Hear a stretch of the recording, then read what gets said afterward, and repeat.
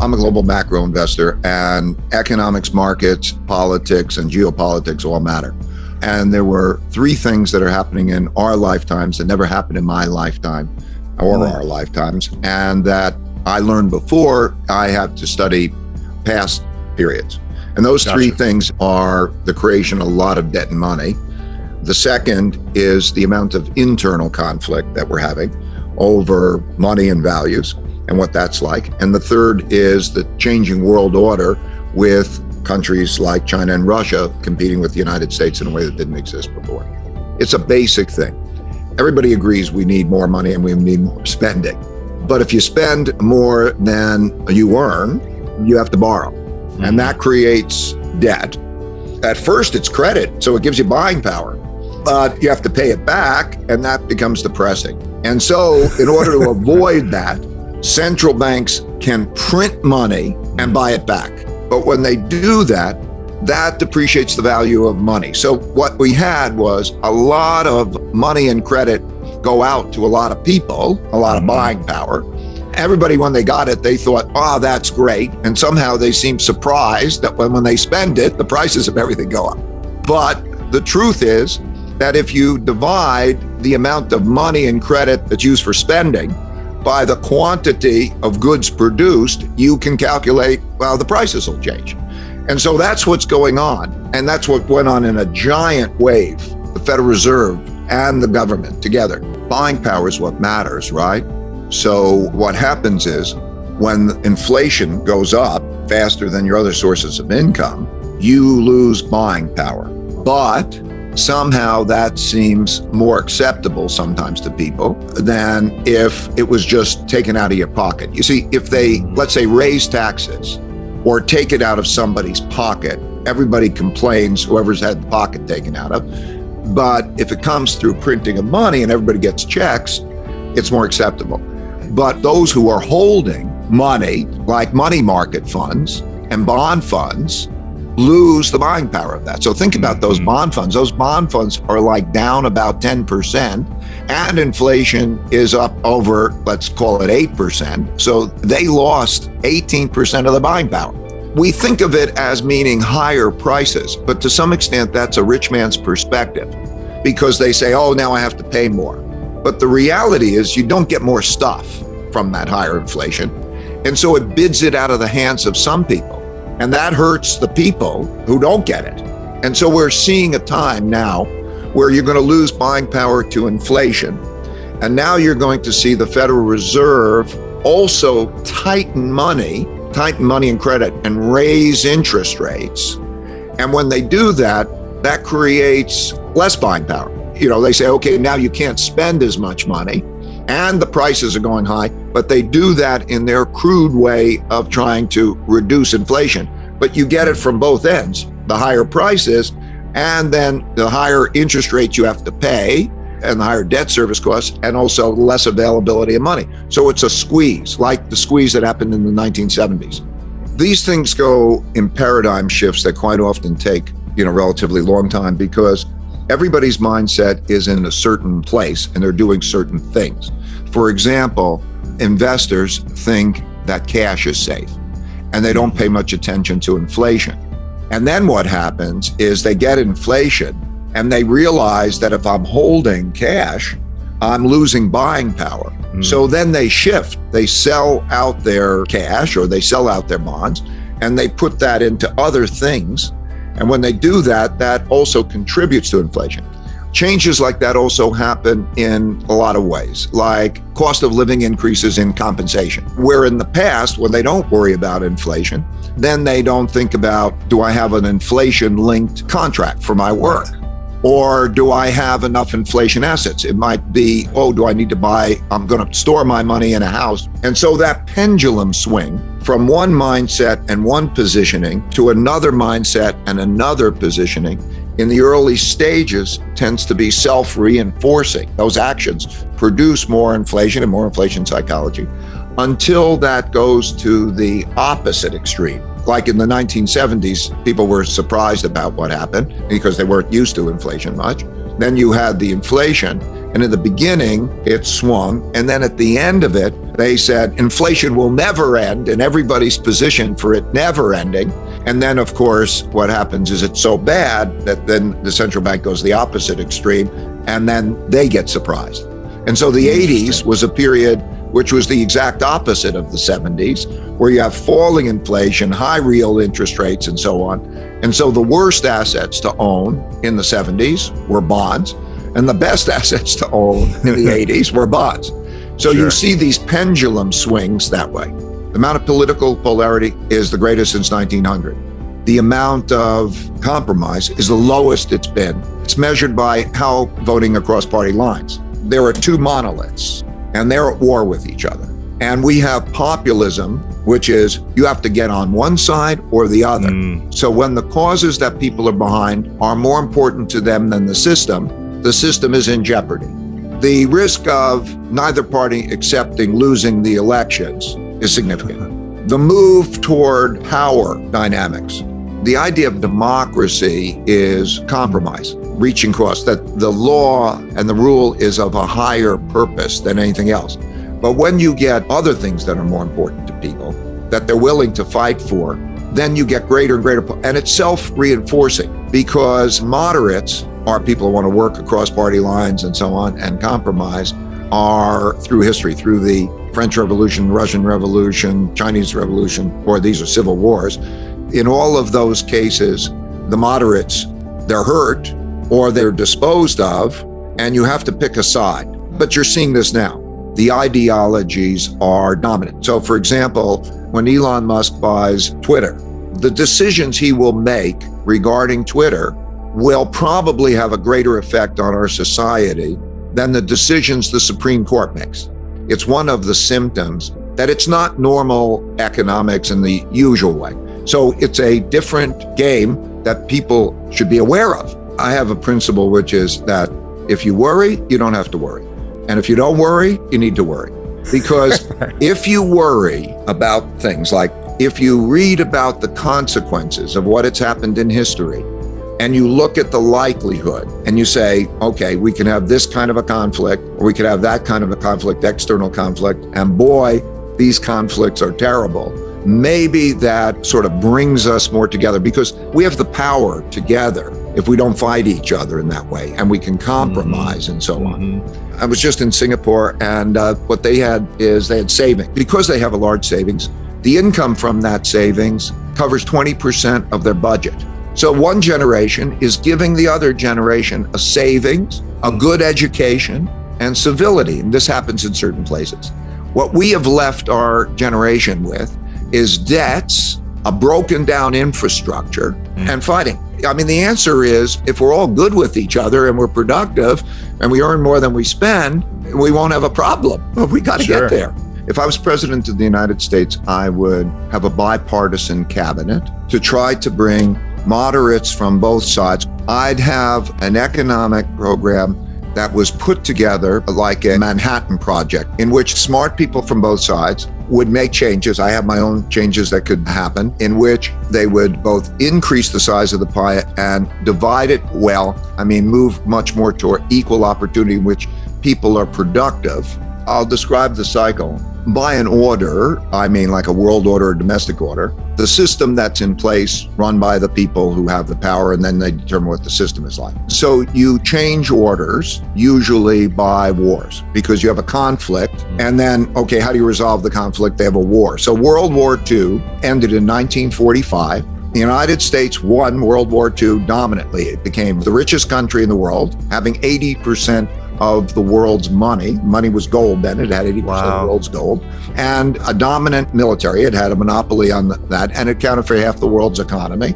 And so it set the rules. It's the reason why the United Nations is in New York and the IMF and the World Bank are in Washington, D.C. It was the American world order because it was dominant power. Now, when you are in a dominant power, also these wars are sort of great equalizers.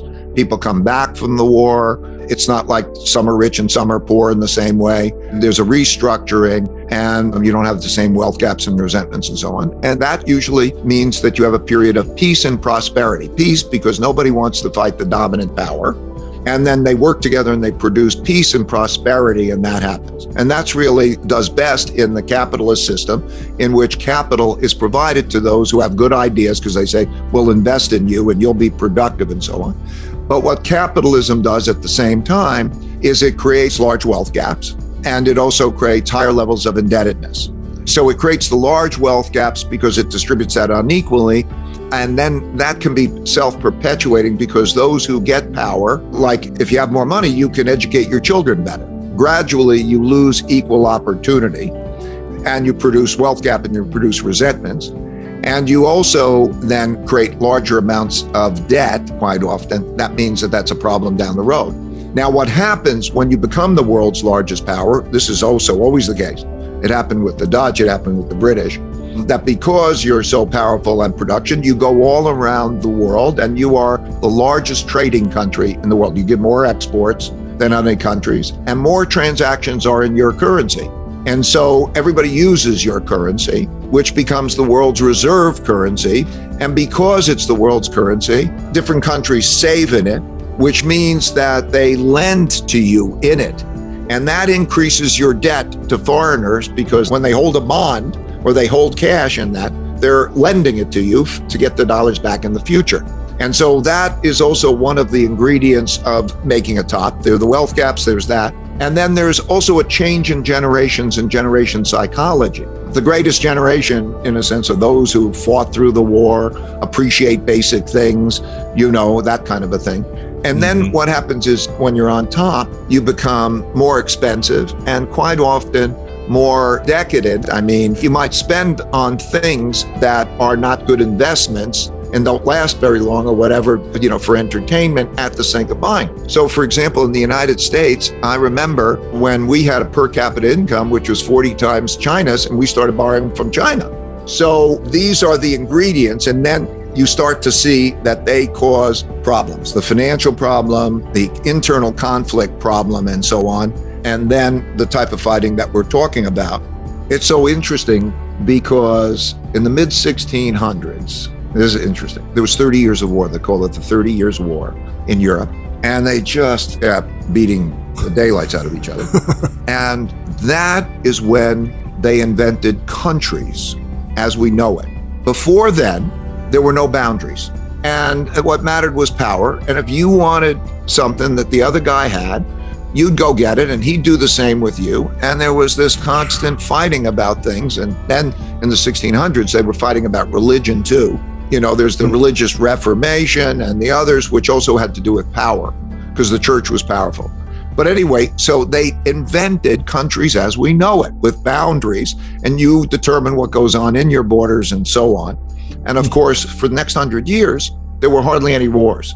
But when the time comes, there's no universal legal system. There's no universal policeman. So if you don't have a universal legal system, there have been attempts of that with the United Nations or what before that, the League of Nations, they attempted that, but power rules. And so you're going to have tests of power. It'll come down to tests of power. I want everything that I do to not be opinionated. A very big leading indicator is the relative level of education. And those that have more educated population, and you could see the numbers rise, you could see education levels in one country or another rise or decline in these charts. So you could see how is the United States in its education and how are other countries, and is that gap improving or worsening? Because education levels are very indicative of well-being and economic behavior.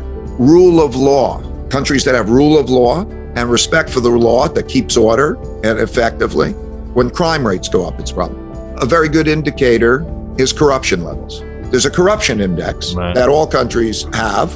You can see how it changes. And as it goes up, there's a negative 52% correlation with the growth of a country and its corruption over the next 10 years. The USA is reasonably good on the corruption element. Russia is bad. It's interesting because these are predictors of the future. And what you find out is, like, if you look at Russia, I'll give that as an example, it's blessed with the greatest natural resources of any country in the world. The value of its natural resources are 40% higher than the next highest country, which is the United States.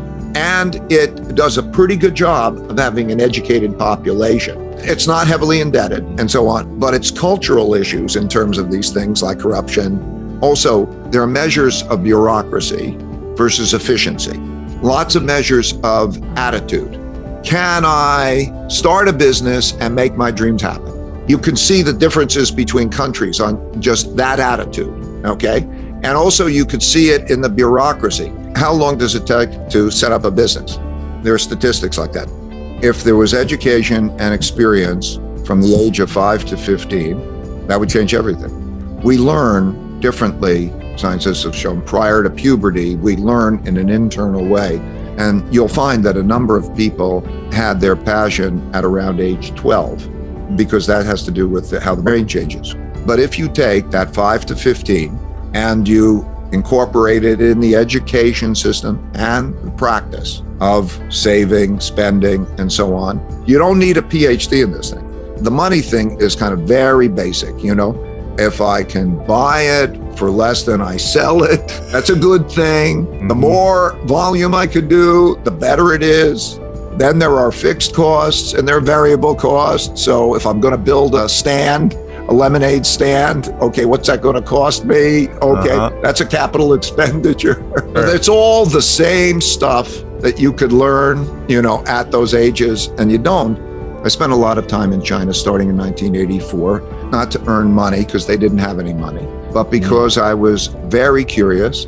And then I got to know and like the people, and I was able to help them develop their stock markets and things. And so I watched. Since 1984, when I first started, per capita income has increased by 26 times. The poverty rate, measured by hunger, went from 88% to less than 1%. And life expectancy increased an average of 10 years. Hunger was 88%, that type of poverty. And so what has happened is they have become a roughly comparable power of the United States, in some ways a bit ahead, in some ways a bit behind, and so on. And that's in most things. If you talk about military, is it in that region? Is it of that type? Or is it another type or something? But it's comparable. If you talk about technology, when I first went to China, I would give $10 calculators to people and they thought they were miracle devices. Now, if you take it in artificial intelligence and most technologies, there depends on the one. There may be ahead in some and not. So what that means is that they've come up to be a leading competitive power. There's no other competitive power like that. Now, a lot of countries now, which is scary, are roughly comparable in military, meaning if you have a war, if we have a war with Russia, it's not like the United States is militarily dominant or so. And there, more countries have become that way. We spend more and we have bases in 70 countries, but at the same time, that means we're overextended or extended. And it doesn't mean that you'd win a war. If there was a war in Europe, everybody'd be a loser. And there are different types of wars, cyber wars, as well as military wars and the like. What we're now having is a situation where there is that rivalry that could be good, healthy competition. However, history has shown when you deal with who's going to set the rules of the game, there might be disagreements.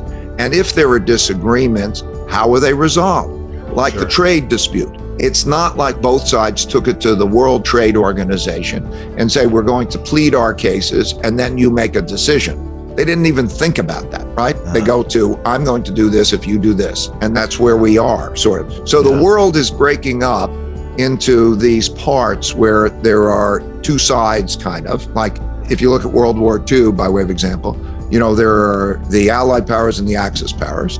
And then they're in Europe and in Asia. And there are different alliances in Europe than there are in Asia, because each has their own interests. And it's developing that way. So when you take the Ukraine and you look at the Ukraine and that's more aligned with the other side, let's call it the Axis powers, which are the challengers to the United States and to some extent the NATO powers.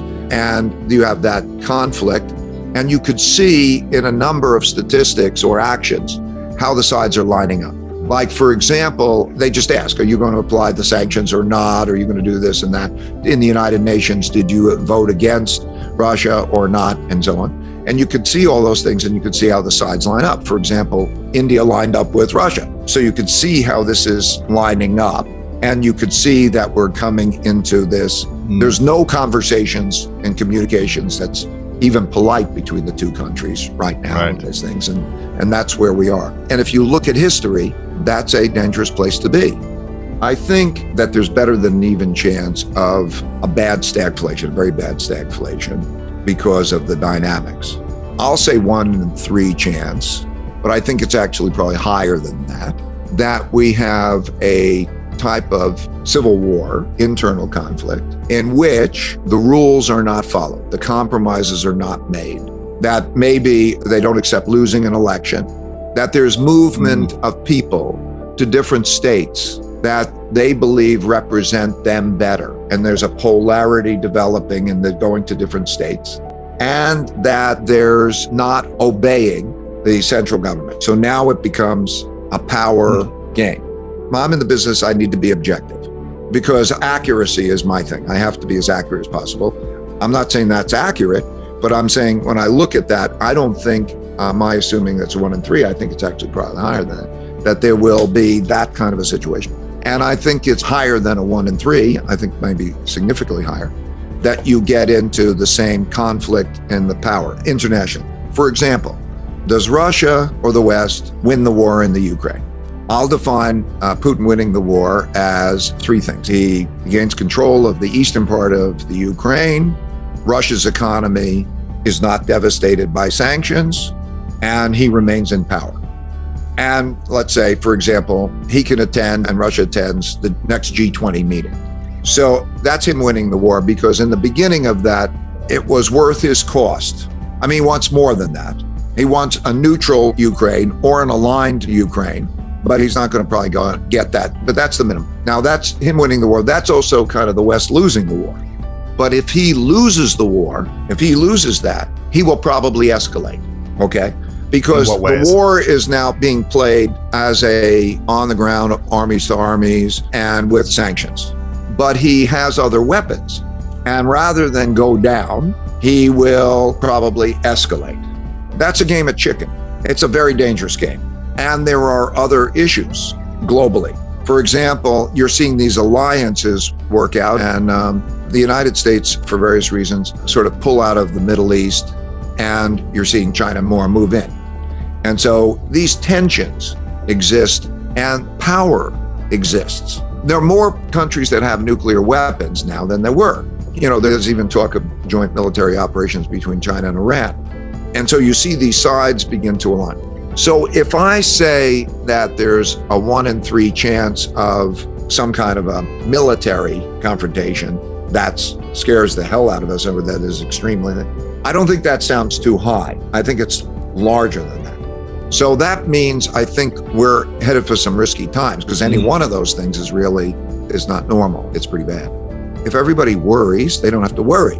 If both sides think about what that's like and say, we must come together and make sure that that does not happen.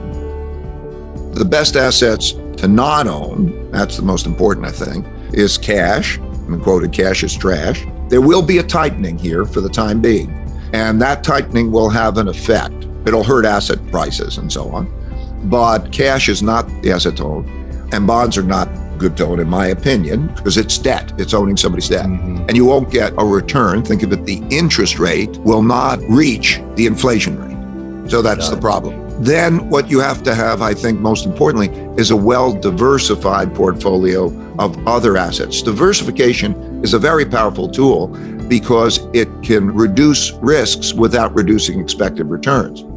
Now, there's lots of ways of getting what you think good investments are. They might be things you know about, local businesses and so on, or they might be stocks, or they could be maybe a little gold, or maybe a little bit foreign investing. Diversification is very important to do that in a balanced way. So I would generally say that would be what I would recommend. This was 1982, 83. I had to borrow $4,000 from my dad to help to take care of my family bills.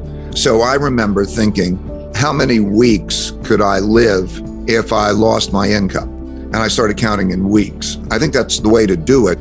And then assume that its buying power over the next number of years can fall by 3 or 4% a year, or if you put it in a risky investment, like stocks or something, It can fall by more. So cut that number maybe in half and have twice as much, because you have to understand that that's your freedom. That is your safety. So that first band, you must take care of that. Once you get past that and you feel, okay, I could take care of my family in a worst case scenario, then you have the freedom to then take other kinds of risks. But when you're building that portfolio, it's the same thing as when you have a lot of portfolio past that, just you want to diversify well, because you could see what happens to the markets. Every market, stock market, bond market, most markets have had times where they've gone down over an extended period, 60 or 70% in buying power. One thing I do for my kids and grandkids, and always did, was for every holiday, like Christmas or their birthday, I would give them a gold coin. And I said, I never want you to sell that gold coin until there's an emergency, a real emergency, never because you want to buy things.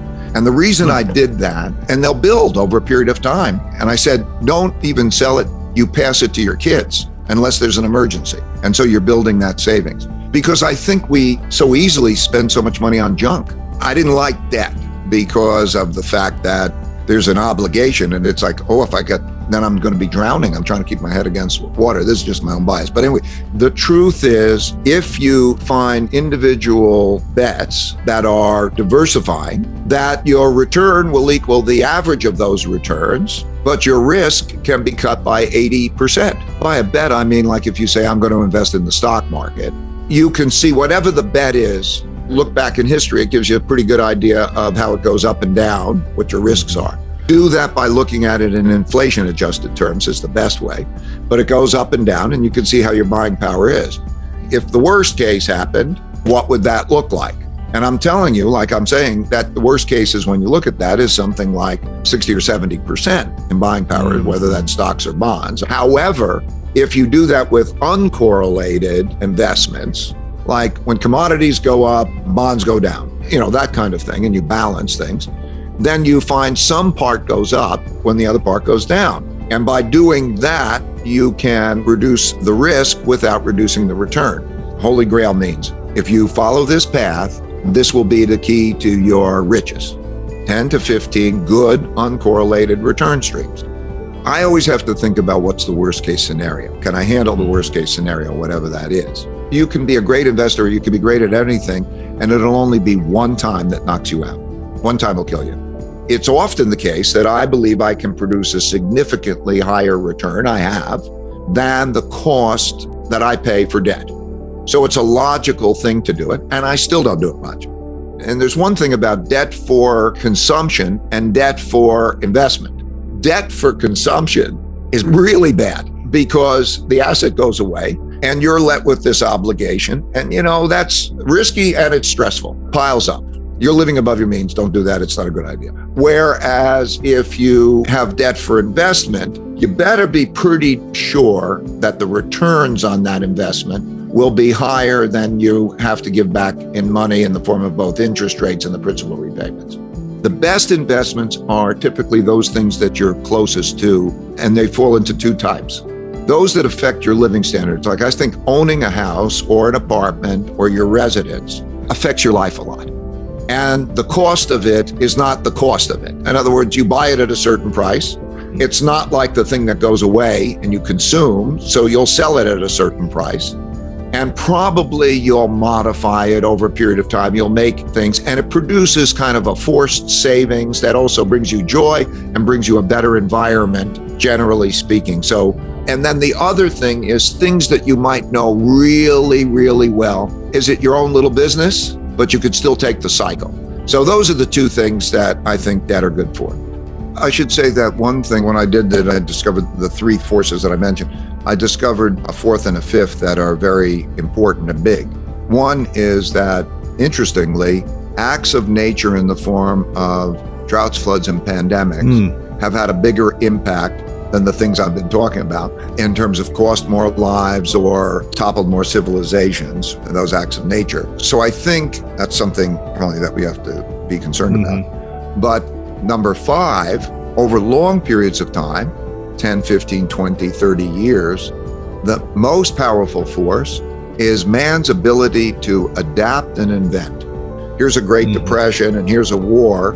And as you see those things, they look like blips on the chart of life expectancy, per capita income, and so on. So there's a tremendous capacity for dealing with all the other stuff if man can adapt to it well. And inventiveness during this period of time should be kind of, I think, really great, because what we're using more and more is types of technology, artificial intelligence and so on. The ability to think and collect data and use the computer to help us with that is a very, very powerful force. Now, like any forces, it's also a risky force because it can be used for bad as well as for good. I think the world will evolve. We will have these cycles in the world. So that's what you see. You see these cycles, and then you see evolution through those cycles and adaptation. And so I expect that. But I would say there's the probabilities I gave you before, that concern me. A lot will be unknown. We have a lot of potential and a lot of things to worry about. I think we're in an era of that money as we know it, which is a fiat money, is being devalued, and it's going to change. The dollar's role is going to change, and that alternatives are going to compete with that. So I wouldn't want to own money when you own a dollar, let's say, is in the form of a debt instrument. So you're going to get paid back in that. And I think it'll have a negative real rate, negative buying power, and so on in almost any currency. And they're all competing. So they're all devaluing, essentially. And so money is about the medium of exchange and a storehold of wealth that is portable and works in most countries. And now we'll find out what those things are. Gold is an example of one of those, and crypto is an example of those. Maybe NFTs are, and who knows? I think we're in a kind of a who knows kind of phase. New things come along, and I think they'll compete. People will start to think about, how do I have a portfolio of those things that are widely accepted, that I can and that maintain buying power? There's challenges to that. Like when you have a lot of volatility in it, it means that, oh my God, my owning it is more risky than my not owning it. And so that drives money into sort of other things. But anyway, we're going to struggle with that. And you're going to see digital currencies in different countries and so on. And I honestly don't know. I don't think one thing wins out. I do think that a lot of the crypto, like all markets, they go through phases, and there's kind of the bubble phase where it goes up a lot and everybody believes it and everybody's bought it, and then you have the adjustments and so on. I think there's too much emphasis in it because the total value, of Bitcoin or even the cryptocurrency is comparable to the value of Microsoft. One has to think, when one thinks of assets, I would rather think of the whole array of assets than to think about, is it going to be that crypto Bitcoin one? Yes. I think people can be too concentrated on that. And I think that can be dangerous. Diversification is my key. Let me start off by saying I acquired it by an accident because it's the game that I happened to fall in love with. If you learn to play the game well, it pays well.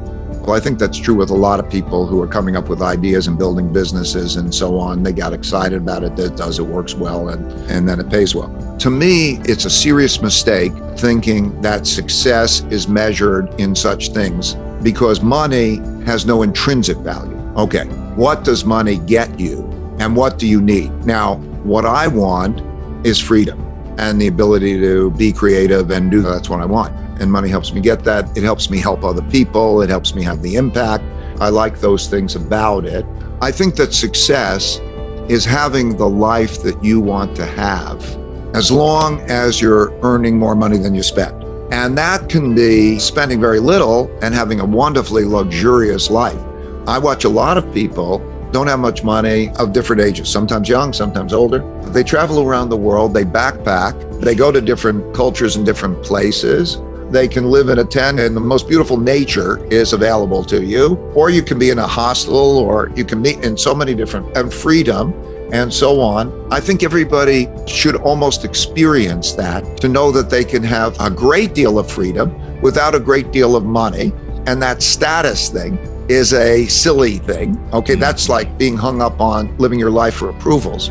And so don't get on the track and lose sight that, okay, what is it that you really want in your life? What is a successful life for you? It's not measured by how much money you have or how much status you have or almost that other stuff. It's measured in, like I would say, meaningful work and meaningful relationships. If you have something as your work that you're into and your craft and it's the thing you love, and you have meaningful relationships, I think those are the most important things to make a rich life.